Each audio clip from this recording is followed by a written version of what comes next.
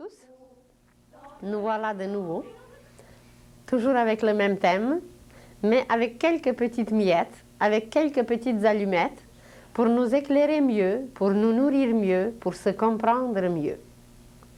Il y avait jadis, en Égypte, un pharaon. Et ce pharaon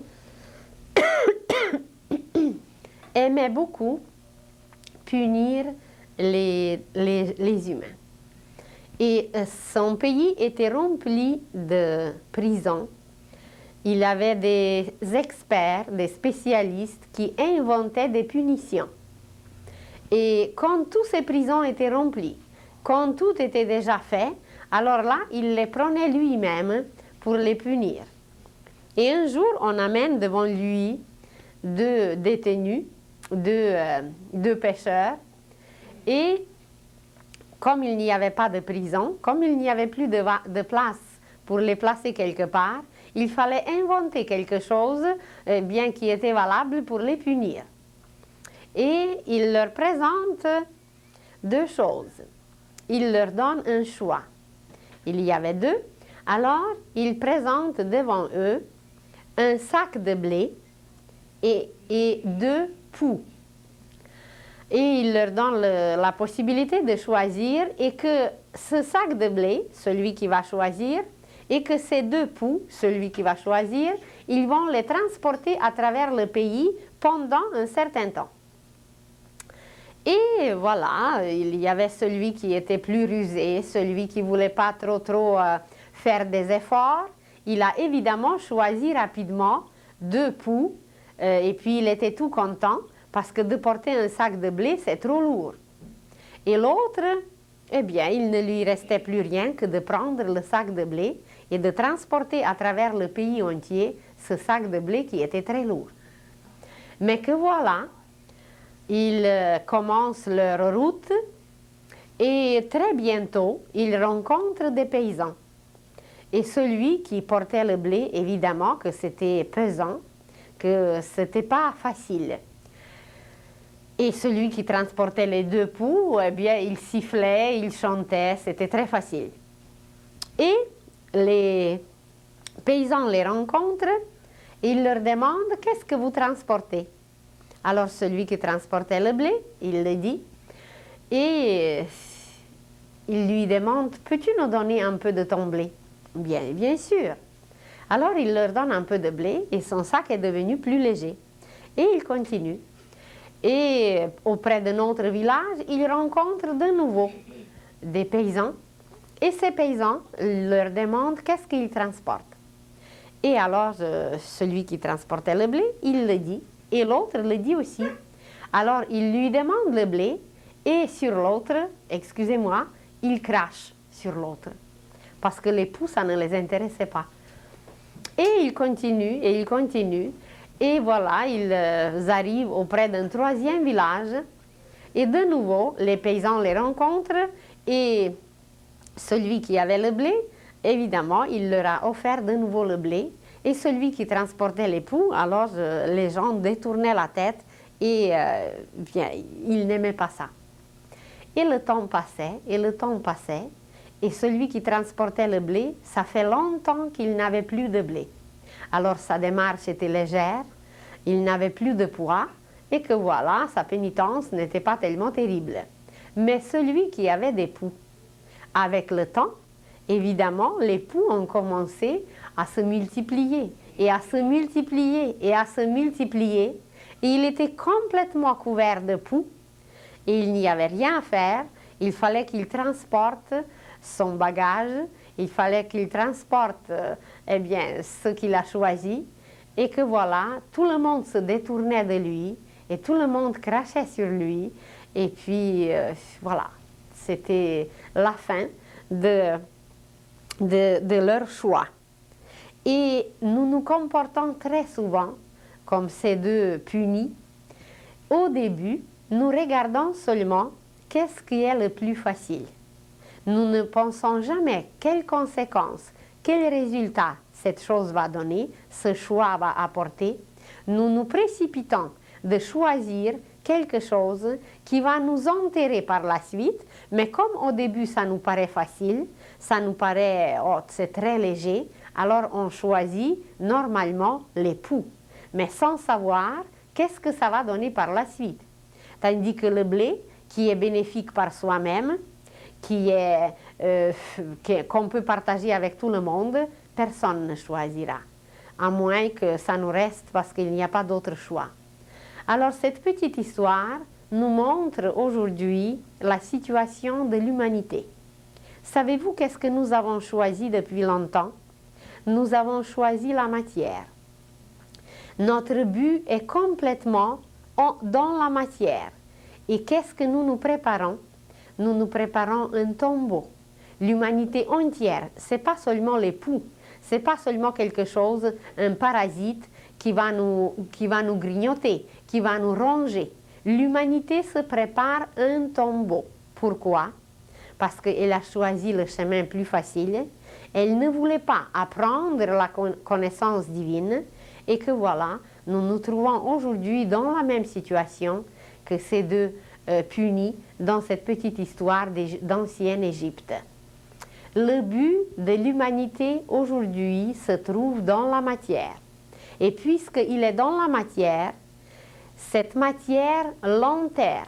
Constamment, l'humanité est enterrée et ce n'est pas la première fois que l'humanité, en plus grande partie, va disparaître. Elle est déjà disparue à plusieurs reprises et il y avait seulement une petite poignée d'êtres humains, une petite partie de l'humanité qui est restée pour procréer de nouvelles civilisations. Et aujourd'hui, de nouveau, nous nous trouvons au même tournant, nous nous trouvons devant le même choix et nous continuons à choisir ce qui est obscur, ce qui est opaque, ce qui ne nous permet pas d'accéder à la vie divine, à la vie éternelle. Alors, si nous regardons seulement une journée de notre vie, parce que nous ne voyons pas la vie au complet, mais si nous nous regardons seulement pendant une seule journée, qu'est-ce que nous avons fait pendant cette journée? Quelque chose de merveilleux, quelque chose de satisfaisant, quelque chose d'encourageant, quelque chose qui nous apporte la joie, parce qu'on a donné, on a servi, on a bien fait. Eh bien, nos journées traînent comme ça, puis c'est pas fameux, et puis bien, c'est désorganisé, c'est désordonné, c'est inharmonieux. Et voilà, nous nous trouvons aujourd'hui devant les portes d'une nouvelle époque, avec tout notre bagage du passé, avec tous nos parasites, avec tous nos poux. Et voilà, le but, eh bien, il est bien dans la matière et il nous enterre. Alors, qu'est-ce qu'il nous faut aujourd'hui? C'est de changer de but. Au lieu qu'il soit tourné vers le bas, où les diables nous viendront grignoter, il faut le placer vers le haut. Et vous allez dire, oui, mais c'est quoi? Eh bien, on nous l'a dit à plusieurs reprises, mais on ne l'a jamais entendu. On nous parle depuis 2000 ans qu'un jour, sur la terre, va s'installer le royaume de Dieu. Présentement, on nous parle de l'ère du Verseau. On nous parle de l'âge d'or. On nous parle de la nouvelle époque. Mais est-ce que nous voulons vraiment entendre, est-ce que nous voulons vraiment accepter que toutes ces nouvelles époques ou toute cette nouvelle époque s'en vient et que nous sommes conscients et que nous voulons nous débarrasser, faire le ménage en nous, autour de nous, pour participer. Ce qu'on demandera de nous, c'est de participer. Supposez que vous cherchez un travail et que vous avez les diplômes les meilleurs et que vous êtes décidé à 100% de trouver le travail et que vous pouvez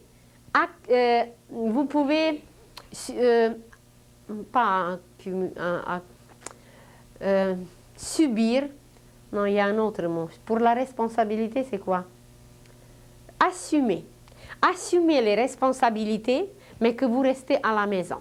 Alors, avec vos diplômes, avec votre décision, avec le fait que vous pouvez assumer la responsabilité, si vous n'allez pas au bureau, si vous ne participez pas, et qu'est-ce qu'il vous demande le patron? Quand est-ce que vous pouvez vous engager? Eh bien, si vous restez à la maison, ce n'est pas un engagement, c'est qu'on ne participe pas au travail. Et c'est la même chose pour nous aujourd'hui, envers la nouvelle époque, envers l'ère du Verseau, envers l'âge d'or et envers le royaume de Dieu. Il y a peut-être parmi nous des êtres magnifiques. Il y a parmi nous des êtres qui ont une bonté infinie dans le cœur. Il y a peut-être même certains qui sont assez éclairés dans l'intellect. Mais que voilà, on reste assis, passif, paresseux, et on ne veut rien faire, on ne veut pas s'engager, ça veut dire participer. Et pourquoi dans notre vie courante, on nous demande de s'engager et de participer si on veut arriver à quelque chose, et que pour la vie spirituelle, pour la vie divine, ça ne serait pas la même chose? Il faut se bien poser la question. Et que peut-être les êtres invisibles et les grands maîtres, ils n'attendent que ça. Mais qui est-ce que s'engage? Est-ce qu'on est prêt à s'engager pour servir la terre? Bien, il y a quelque part Mère Teresa, il y avait quelques années Padre Pio, et puis il y a peut-être comme ça quelque part quelques-uns, et puis c'est tout. Et nous les autres, quand est-ce qu'on va se décider de s'engager pour la vie divine, pour la lumière, pour le royaume de Dieu? Vous allez dire, bien, j'aimerais, mais je ne sais pas comment. Mais si vous aimerez, et si vous saviez que c'est vraiment vrai, c'est sincère, mais vous allez trouver les moyens. On viendra vous chercher. Et il y aura des accidents qui seront écartés, il y aura des événements qui ne se produiront plus dans votre vie, des événements fâcheux, parce que vous serez aidés à cause de votre décision, mais la décision n'est pas suffisante, à cause de votre engagement. C'est exactement la même chose, comme si vous prenez une sémence. Et supposez que vous avez un grenier qui est rempli, peut-être on en a déjà parlé de cet exemple, mais c'est pour les nouveaux. Et que dans ce grenier, c'est toute une richesse que vous avez. Mais si vous ne plantez pas votre petite sémence, elle ne donnera pas de fruits, il n'y a pas de multiplication, et puis voilà, il y a certains qui ne seront pas nourris. Alors nous avons les moyens peut-être, nous avons une richesse intérieure, mais si on ne veut pas s'engager, si on ne veut pas la donner, si on ne veut pas la planter dans un sol nouveau, dans un sol spirituel, eh bien on va rester encore avec nos moisissures pendant des siècles et des siècles. Et qu'est-ce que c'est qui nous apprendra comment participer? C'est la science initiatique et ésotérique dont on a parlé la semaine passée. C'est cette science qui nous apprendra avec une exactitude mathématique qui s'appelle dans cette science kabbalistique. Mais là, c'est un mot qui va nous faire peur. Alors, mathématique. C'est une science avec une exactitude, avec une perfection mathématique. C'est tout marche, vous le dites, comme sur des roulettes. Parce qu'on sait comment faire, on sait comment commencer la journée, on sait comment se lever. Il y a la sagesse humaine, populaire, qui dit, au sujet de quelqu'un qui est de mauvaise humeur, qu'est-ce qu'on dit? On dit qu'il s'est levé de mauvais pieds. Qu'est-ce que c'est qui est caché dans cela?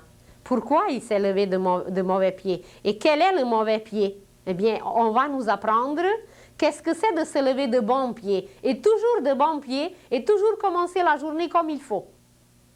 Eh bien, on apprendra que le pied droit, c'est la volonté.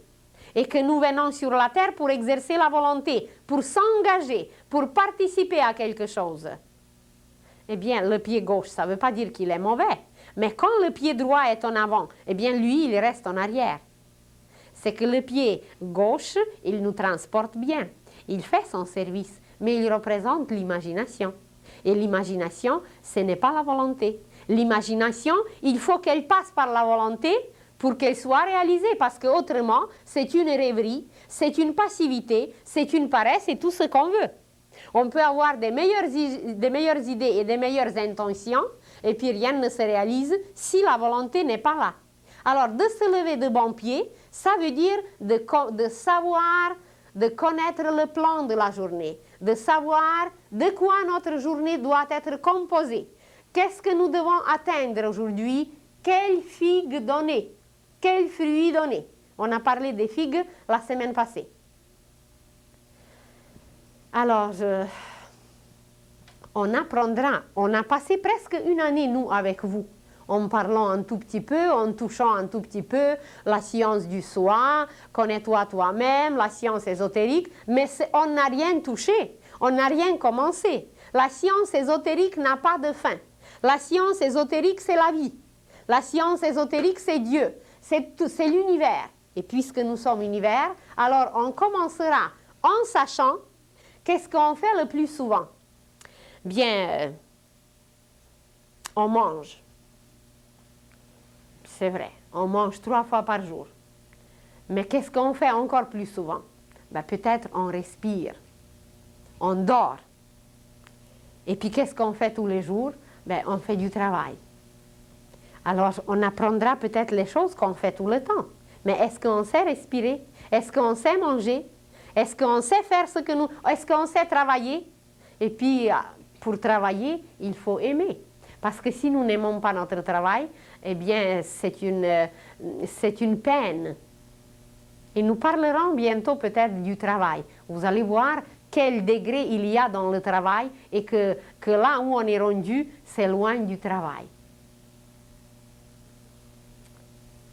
Alors, c'est par quoi commencer? C'est qu'on apprendra comment se lever.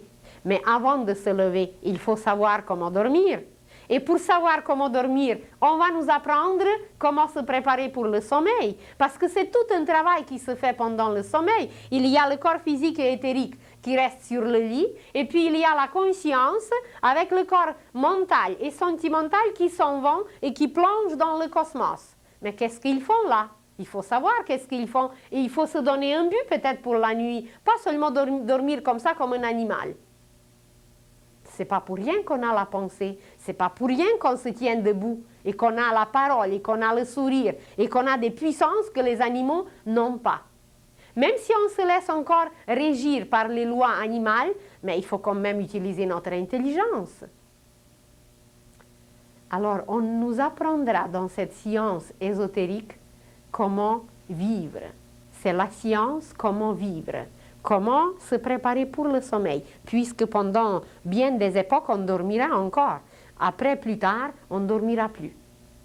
Il n'y aura plus de nuit, parce que notre lumière va faire disparaître même la nuit. Alors, mais c'est pour plus tard.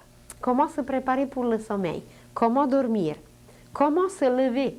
Comment se laver? On ne sait pas se laver, et qu'il y a d'autres choses à laver. Comment manger? Et avant de manger, les bons chrétiens prient.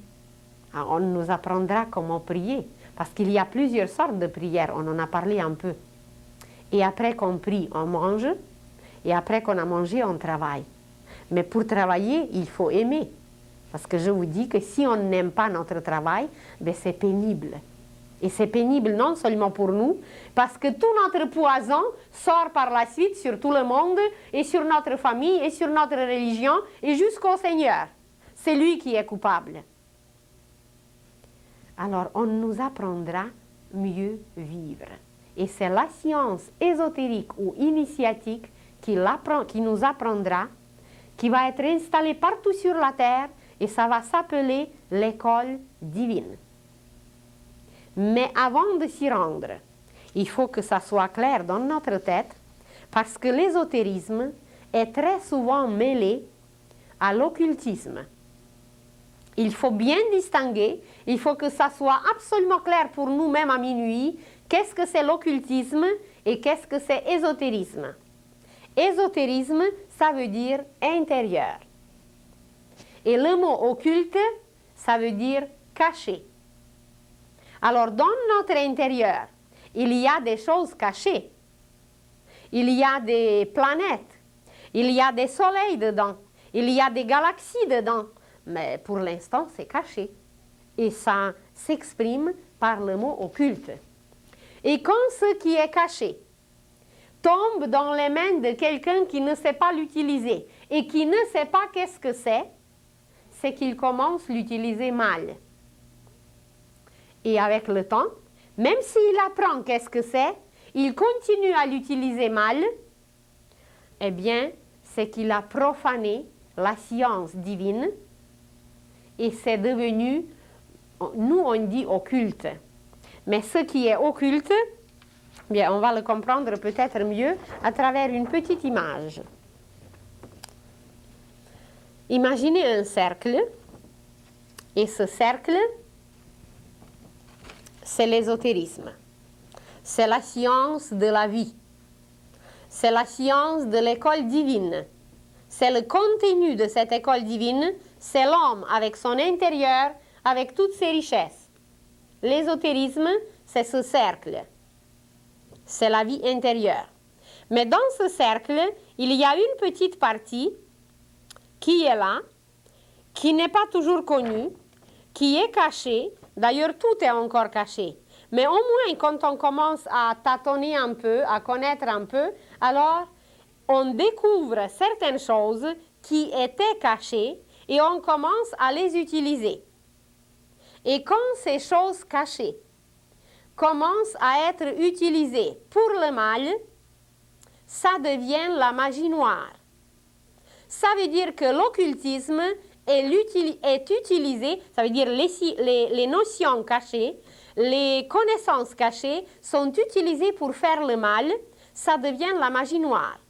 C'est le chemin de l'initiation de la main gauche. Et quand le même occultisme, les mêmes connaissances cachées qui comprennent une partie, qui correspondent à une partie de l'ésotérisme, quand elles sont utilisées pour le bien, ça devient la magie blanche et ça forme le chemin de l'initiation de la main droite. Et qu'est-ce qu'il arrive aujourd'hui?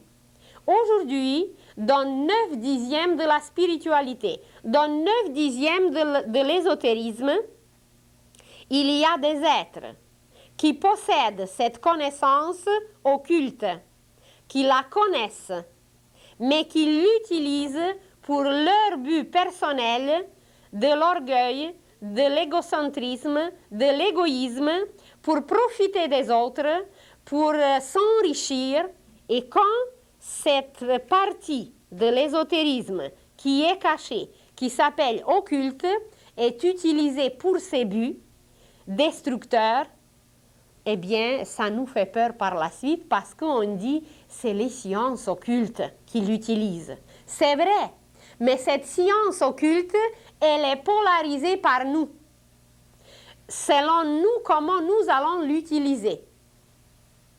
Alors, vous avez l'électricité. Vous avez cette lumière extraordinaire qui peut nous chauffer, qui peut nous éclairer, qui peut faire des merveilles.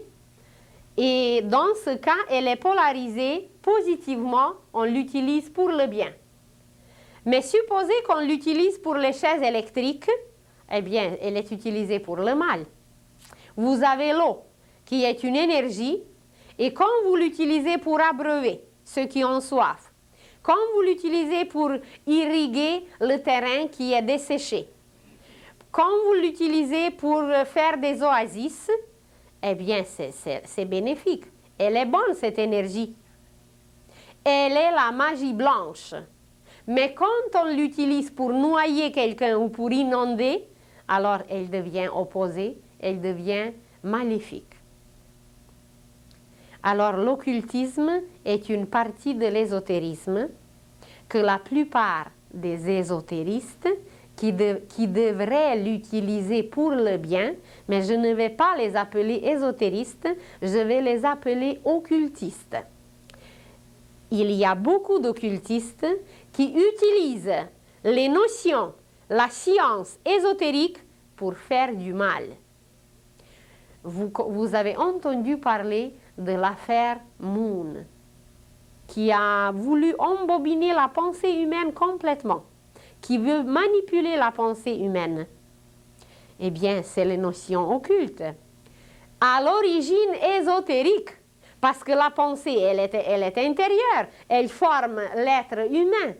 Alors, à l'origine, cette connaissance ésotérique, divine, intérieure, elle était profanée, parce qu'elle était touchée par les êtres impurs, qui, par leur but impur, vont la souiller complètement, et puis après on dit, eh bien, c'est l'occultisme.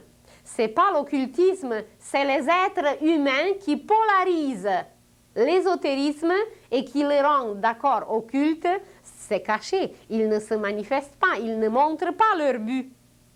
Mais c'est eux qui ont souillé, c'est eux qui ont profané et prostitué parce qu'ils veulent ou manipuler, ou détruire, ou s'enrichir.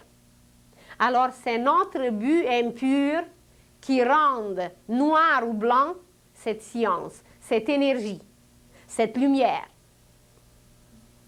Alors, qu'est-ce que l'occultisme et pourquoi on a peur de l'occultisme? Sûrement que dans plusieurs cas, on a raison. Parce que les humains l'ont souillé. C'est ça qui est la cause qu'on a peur de l'occultisme.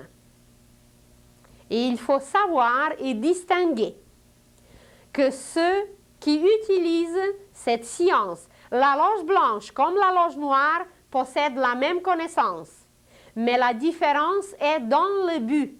Pour quel but cette science est utilisée? Si quelqu'un va faire des régressions, si quelqu'un va faire l'hypnotisme, si quelqu'un va faire des affaires dont il ne connaît pas les conséquences, parce que peut-être il ne connaît pas le karma ou je sais pas, il lui manque quelque chose, mais qu'il va vous demander tant de dollars ou tant de dollars et qu'il va vider vos poches, eh bien éloignez-vous. Et méfiez-vous parce qu'il y a peut-être une connaissance ésotérique, mais elle est profanée en partant. Et nous la profanons ici, dans la tête, par notre but impur. Et ce but impur, on ne peut pas le voir tout de suite. Ça peut être caché pendant des années et des années. Mais nous avons un autre cerveau qui est le plexus solaire qui va nous le dire. Et si le taux vibratoire ne correspond pas à notre taux vibratoire, nous allons le ressentir dans le plexus. On va avoir, vous allez dire, mal au cœur. C'est là, c'est ce cœur qui nous détermine avec une exactitude si ça nous va ou si ça ne nous va pas. Alors, il faut s'écouter soi-même et non écouter les amis ou les voisins ou ceux qui connaissent encore moins que nous. C'est pas là notre discernement. C'est en nous que nous devons nous demander, est-ce que c'est valable pour moi?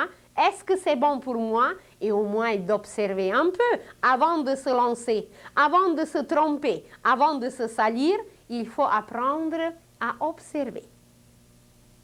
Et ça nous exemptera d'un occultisme qui est profané, d'une science qui est dans l'origine bonne, mais qui est toujours souillée par les humains. Il y a de telles méditations, il y a de telles écoles, il y a de telles écoles. Mais qu'ils vous diffusent et qu'ils vous distribuent cette lumière et cette connaissance sans vous promettre des grandes affaires et sans vider vos poches. Pourquoi ils ne le font pas tout bonnement? Et puis, quelques années après, je rencontre les mêmes personnes, eh bien, ils sont déséquilibrés comme ça, et ils sont complètement ravagés comme ça, et que voilà, ils ont payé beaucoup, et puis maintenant, c'est la science ésotérique qui est coupable. Alors, le premier coupable, c'est celui qui la profane, et le deuxième coupable, c'est celui qui se laisse profaner par ce but qui n'est pas divin. Alors, il faut avoir un peu de discernement, il faut regarder un peu. Quand vous voulez s'aimer votre jardin, ben vous faites le choix dans vos grains. Vous ne s'aimez pas comme ça n'importe quoi et n'importe comment. Alors, pourquoi de la science ésotérique, on prend et on avale tout n'importe comment, comme des souris, comme des chats qui avalent les souris tout au complet, avec les intestins et la queue et la tête? Ben, il faut regarder un peu. Quand vous choisissez la nourriture, vous faites votre choix. Bien, vous enlevez la pelure et puis vous faites tout simplement, vous prenez seulement ce qui vous va. Et même de ce qu'on a pris, c'est l'organisme après qui sait qu'est-ce qui est valable et qu'est-ce qu'il n'est pas. Parce que notre nourriture, elle est loin d'être convenable. Alors, c'est quoi l'occultisme? L'occultisme, c'est une partie de l'ésotérisme.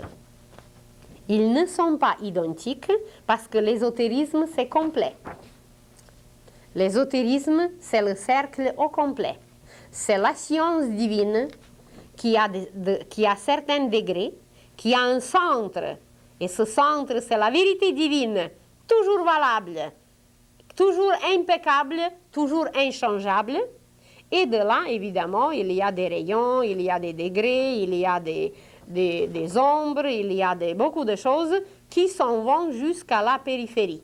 Et une partie de ce cercle, c'est cette science qui nous est accessible aujourd'hui, qui était cachée à travers les écoles hermétiques, à travers les sociétés secrètes, à travers certaines institutions qui devaient servir de gardiennes pour cette science occulte. Mais aujourd'hui, moi personnellement, je n'utiliserai pas le même terme. Je ne vais pas vous dire que vous apprenez la science occulte seulement à cause qu'elle était profanée. Et dernièrement, on la profane de plus en plus. Alors, l'ésotérisme, c'est une vision complète du passé, du présent et de l'avenir. Tandis que l'occultisme donne certaines notions, mais qui sont séparées du contexte, qui peuvent être utilisées, certainement qu'ils peuvent être utilisés, on peut dominer la pensée, mais celui qui va le faire, il ne voit pas l'avenir et il ne voit pas la conséquence.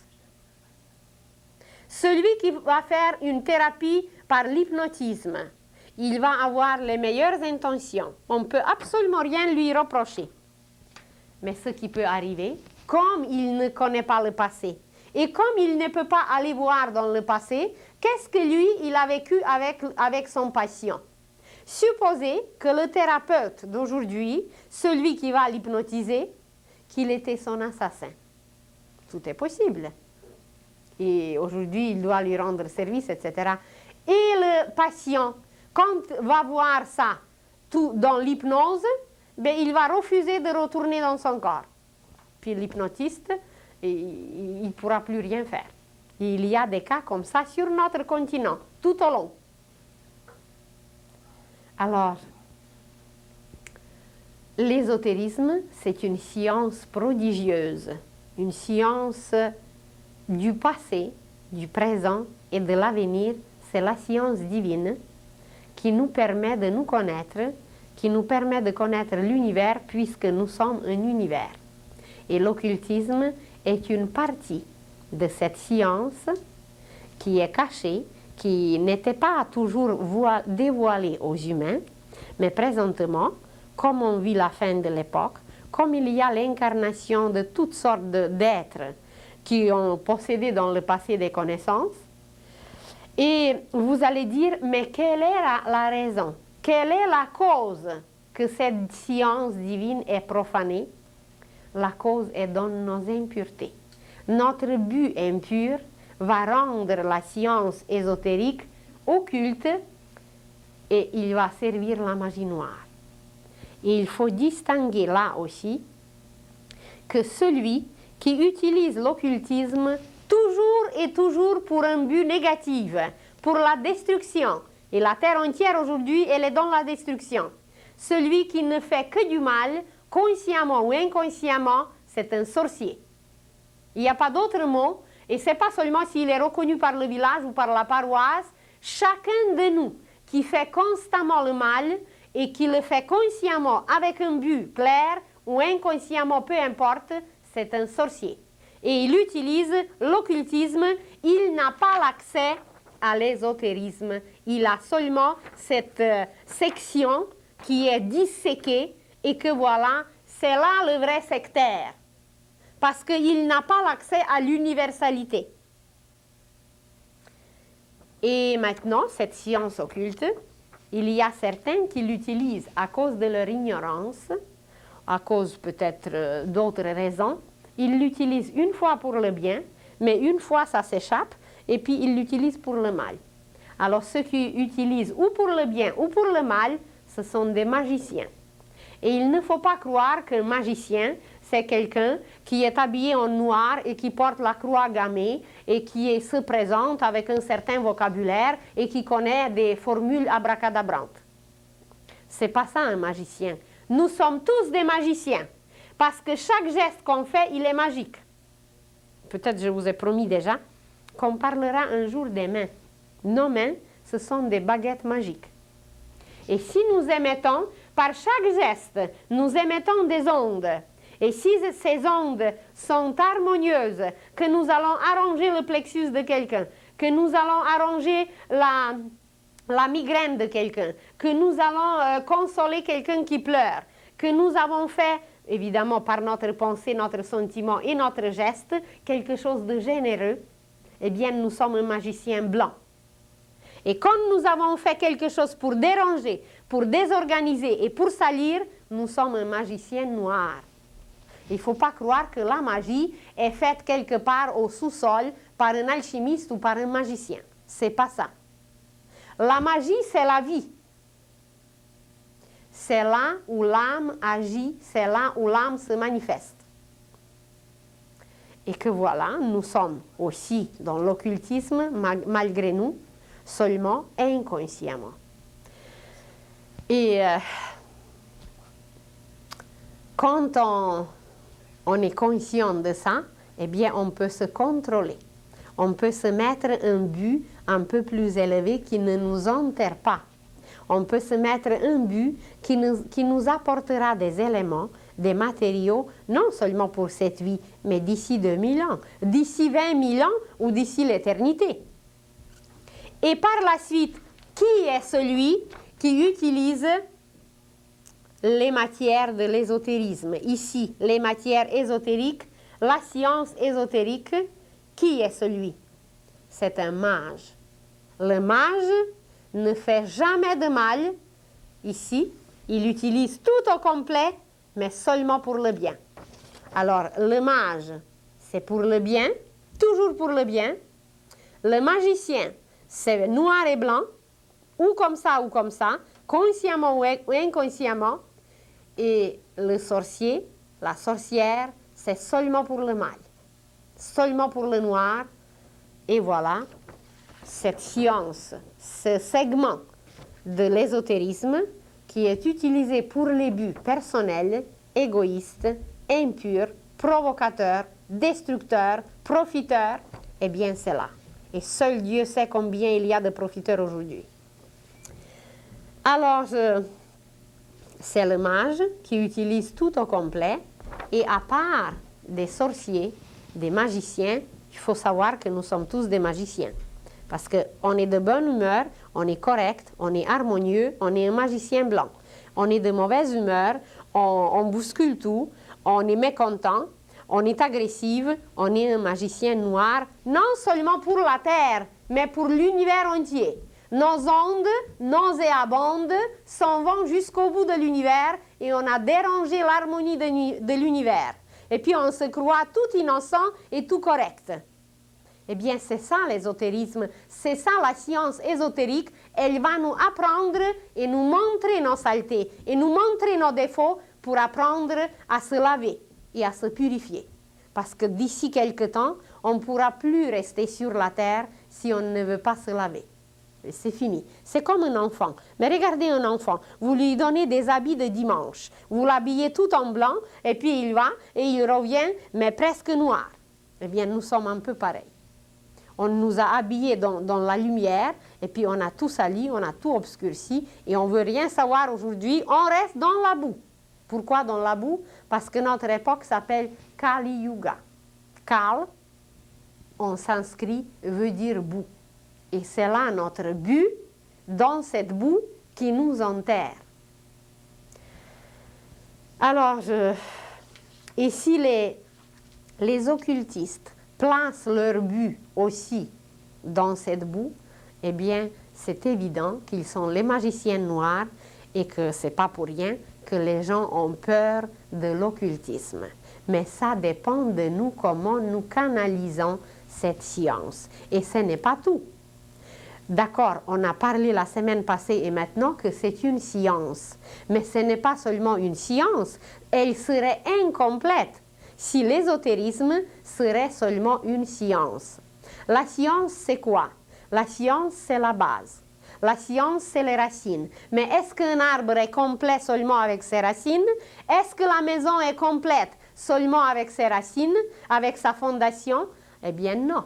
Alors, il faut savoir que l'ésotérisme est beaucoup plus complet. Il représente ce que la religion appelle la Trinité sainte. Ça veut dire les trois qualités de la divinité, qui est sagesse, amour et vérité. Qu'est-ce que est cette sagesse? C'est la science expérimentée. C'est la connaissance expérimentée. Quand elle a passé par nos cellules, on avait une notion, on avait une connaissance. Mais il faut que cette naissance naisse en nous. Sans ça, ce n'est pas une connaissance et elle ne deviendra jamais sagesse. Et c'est pour ça que les humains possèdent si peu de sagesse, parce qu'ils n'expérimentent pas la connaissance.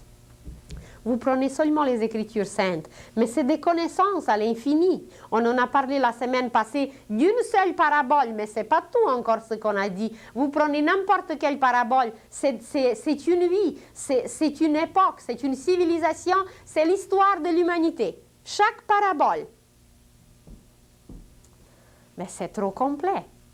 Alors, cette science, si elle n'est pas expérimentée, si les paroles de Jésus, nous ne les appliquons pas, eh bien, elle ne devient pas sagesse et nous ne devenons pas sages. Nous restons ignorants et stupides. Et, excusez-moi, mais c'est bien ça les mots. On ne peut pas les changer et nous sommes tels que nous sommes. Nous sommes obligés de constater aujourd'hui, eh bien, que nous sommes ainsi. Alors, qu'est-ce que c'est que l'ésotérisme à part qu'il est science? Et si cette science, si cette connaissance est expérimentée, elle devient sagesse. Alors la deuxième qualité, c'est l'amour. L'ésotérisme nous apprend à s'aimer nous-mêmes, à aimer notre prochain et à aimer Dieu. Il nous apprend avant tout de connaître la divinité de l'amour et de la faire naître en nous. Et qui est cette divinité d'amour? Eh bien, c'est le Christ. C'est lui qui est le Fils. Et qu'est-ce que c'est le Fils? Mais c'est le produit de l'amour. C'est le fruit de l'amour. Entre qui? Mais entre le Père Céleste et la Mère Divine. Et nous aussi, qu'est-ce que nous sommes? Mais nous sommes le même fruit, sauf qu'on n'est pas mûr. On est encore un peu amer, âpre, acide et tout ce que vous voulez.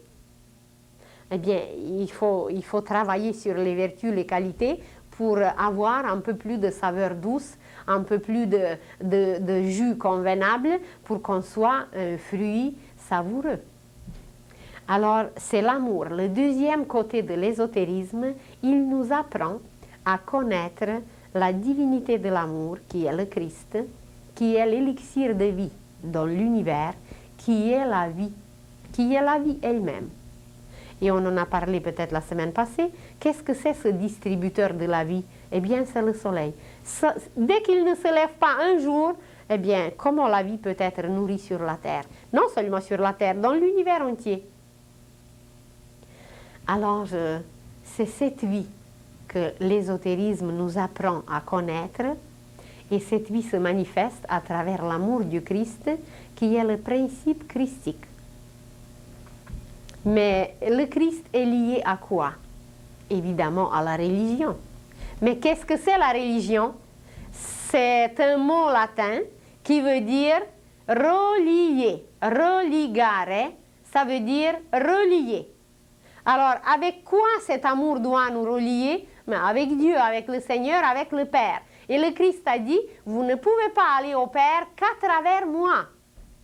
Mais ça veut dire qu'on ne peut pas accéder à cette vérité divine qui est le chapeau, qui est le sommet, qui est le toit, qui est la cime, si nous ne passons pas par le tronc. Alors le tronc, c'est la religion. Mais ce n'est pas cette religion séparée. Imaginez le tronc où il y a, je ne sais pas, il y a la sève qui circule, mais que le tuyau, le courant qui passe à droite, qu'il va détester celui qui passe à gauche. Parce que c'est arabe, ou parce que c'est bouddhiste, ou parce que c'est ça, ou parce que c'est ça. Imaginez que cette circulation dans le tronc de l'arbre, le tronc représente l'amour, le tronc représente le lien, le ciel et la terre. Les racines, la terre, et la cime, le ciel. Et c'est le tronc qui les lie, c'est la religion. Mais dans un arbre, c'est une harmonie. Autrement, il ne pourra jamais nourrir ses fruits si un courant va détester l'autre, comme nous nous détestons sur la terre. Et non seulement détestant, c'est pas tout, mais exterminer. Il faut les exterminer parce qu'ils ne sont pas comme nous. Mais on ne s'est pas posé la question, ben c'est peut-être le même père qu'on a. Donc on est les fils du même père. Alors, cette conscience extérieure, cette religion extérieure va être remplacée par une religion intérieure, par une religion universelle ésotérique. Elle n'aura plus de nom. Ça ne sera ni chrétien, ni arabe, ni musulman, ni taoïste, ni bouddhiste, ni rien d'autre. Elle va être intérieure et universelle, unie vers ciel. Ça va nous mener vers le ciel, mais en nous. Alors, l'ésotérisme, ce n'est pas seulement la science, c'est l'amour universel. Et l'amour universel, c'est la religion universelle. Et la religion universelle, c'est le Christ. Et regardez dans le dictionnaire, vous allez trouver la même chose. Alors, l'ésotérisme, c'est aussi la religion du Christ. Et c'est ça que, et les chrétiens, les bouddhistes, ils le savent déjà dans la plupart des cas, et ils savent qui est le Christ. Mais c'est les chrétiens qui ne le savent pas. Alors, n'ayez pas peur. Il faut le savoir que l'ésotérisme, c'est une science divine qui veut dire tout simplement intérieure. Bien, on peut même supprimer ce mot si ça fait peur à quelqu'un. Et si on ne veut rien savoir de l'ésotérisme, mais dites intérieur.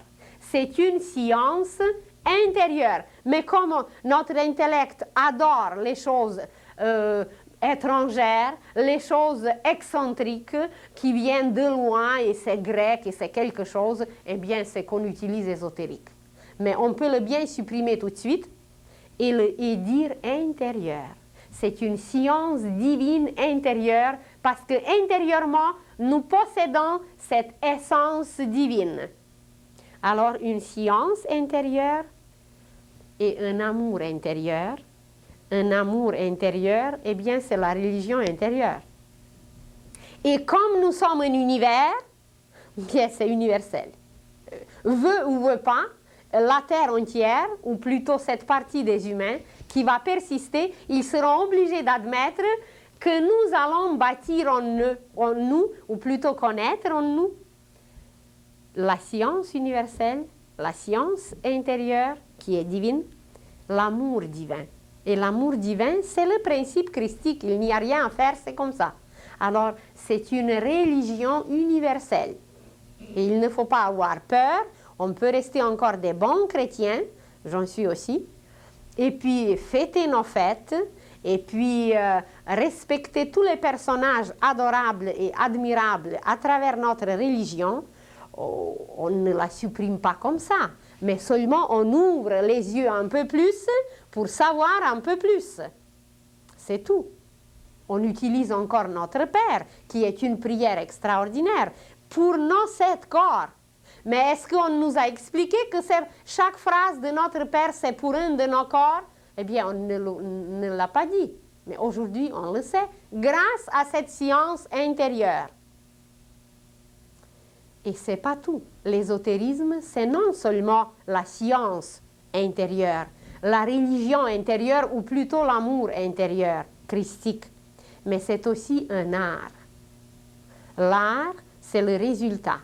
Imaginez un apprenti qui était un observateur, qui apprenait une science, qui devait connaître tous les détails, comment tailler, comment polir un diamant. Et quand il a observé, quand il a appris la qualité, la luminosité, les outils, quand il a tout appris, il faut qu'il adore son travail. Ce n'est pas même assez d'aimer, c'est qu'il faut adorer.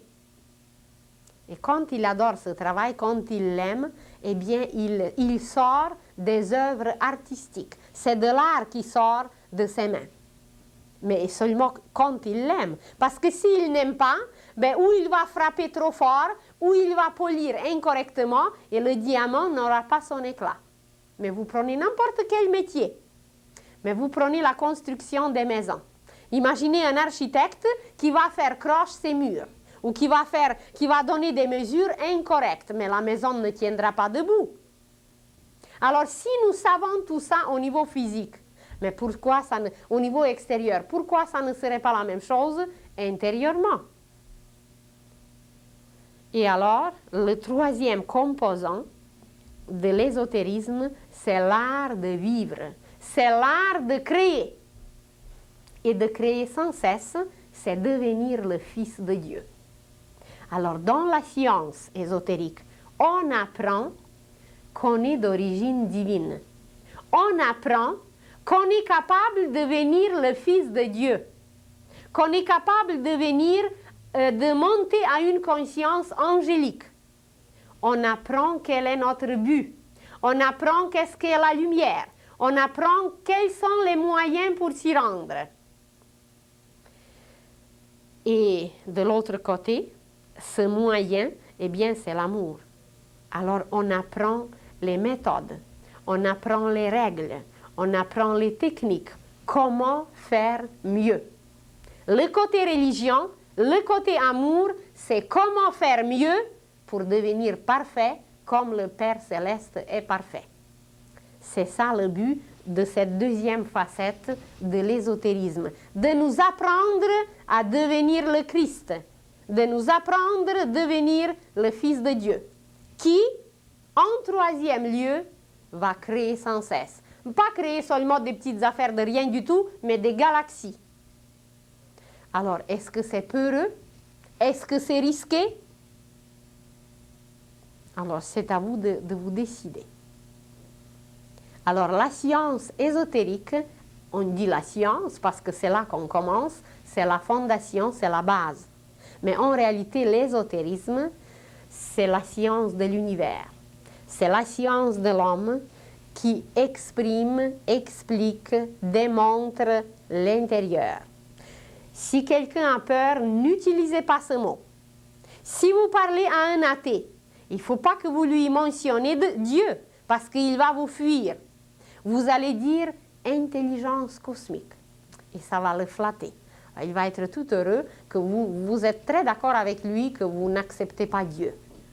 Alors vous remplacez rien, vous lui montrez seulement une autre facette de Dieu, parce que c'est toujours Dieu. L'intelligence cosmique, c'est Dieu. Alors, si vous parlez à un religieux, vous allez parler du Christ, évidemment. Et c'est la deuxième facette de l'ésotérisme. Nous sommes intérieurement Christ, qui est en germe en nous, et nous devons le faire grandir. Et c'est la prochaine fois, justement, qu'on parlera de cela.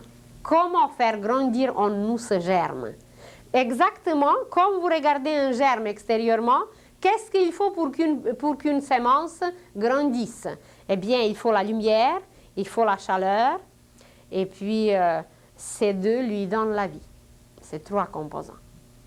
Et voilà, l'ésotérisme aussi a trois composants, exactement comme la Trinité Sainte, comme une maison, comme un arbre. Cette nature triple est partout. Et vous allez dire, et en nous? Mais évidemment, l'esprit, l'âme et le corps. Est-ce qu'elle est triple? Eh bien oui. La tête, le corps et les membres. Alors, l'ésotérisme a sa nature triple, la sagesse, l'amour et la vérité. Les racines, le tronc et l'arbre. La connaissance ou la science, la religion et l'art. Mais pas quelque chose de séparé, c'est complet. Pas quelque chose de sectaire, c'est universel. Soulignez bien ce mot, universel. Uni vers le ciel. Uni avec le ciel. Alors voilà, il ne faut pas avoir peur, il faut savoir que c'est une science de nous-mêmes.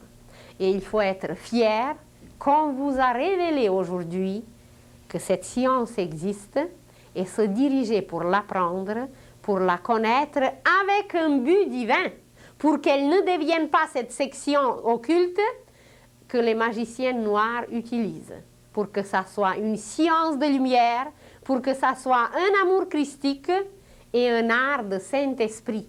C'est la puissance de Saint-Esprit qui se manifestera à travers nous et nous permettra de vivre la vérité divine, la vérité du Père, sa perfection. Vous allez dire, c'est pas pour demain, ça ne fait rien, on va le faire même si c'est d'ici l'éternité. Alors, voilà, c'est une autre facette pour nous connaître mieux, pour se décider à nous connaître, pour choisir un but et pour participer, prendre part à la vie nouvelle qui s'installe sur la terre. Comment l'imaginer cette nouvelle vie? Comme un printemps. D'ailleurs, on est là, à la veille. Vous observez comment tout bourgeonne. Vous observez comment tout commence à pousser. Est-ce qu'il y a la science, une science qui peut arrêter le printemps? Il n'y a aucune. Est-ce qu'il y a une religion qui peut arrêter le printemps? Il n'y a aucune. Est-ce qu'il y a un art qui peut arrêter le printemps? Il n'y a personne au monde. Eh bien, ça va être la même chose pour nous. Ce printemps éternel qui doit s'installer maintenant sur la terre, il n'y aura personne au monde qui l'arrêtera. Même si on l'accepte ou on ne l'accepte pas, le printemps va être là. Mais l'essentiel pour nous, c'est d'y participer. C'est de préparer les outils, c'est de se préparer un peu, le vêtement convenable pour faire notre jardin. Eh bien, pour s'aimer ce qu'il y a à s'aimer, parce que le printemps éternel va s'installer sur la terre. Et après, eh bien, on ne sera plus maudit. Le figuier dont on a parlé ne sera plus maudit. Ça veut dire l'esprit ne se retirera plus de lui. Il va être constamment là et l'homme va devenir créateur.